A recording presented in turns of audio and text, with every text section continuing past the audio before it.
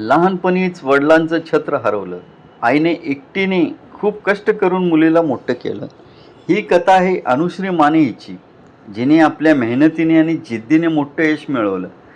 सुरुवातीला तिने शाळेत छोट्या शॉर्ट फिल्ममधून अभिनयाची सुरुवात केली. त्यावेळी कोणीही विचार केला नव्हता की ही मुलगी इतकी पुढे जाईल. हळूहळू ती स्वतःची ओळख निर्माण करत गेली. मिस सातारा हा किताब जिंकून तिने सगळ्यांचंच लक्ष वेधून घेतलं.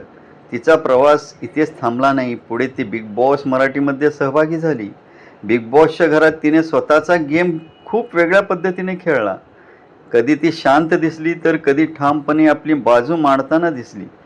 काही वेळा ती वादातही आली, पण तिने कधीही स्वतःला बदललं नाही. तिचा हा ग्रे शेड गेम लोकांना खूप इंटरेस्टिंग वाटला, म्हणूनच ती कायम चर्चेत राहिली. आज ती बिग बॉस फायनलिस्टपर्यंत पोचली आहे. हा तिचा मेहनतीचा आणि जिद्दीचा मोठा पुरावा आहे.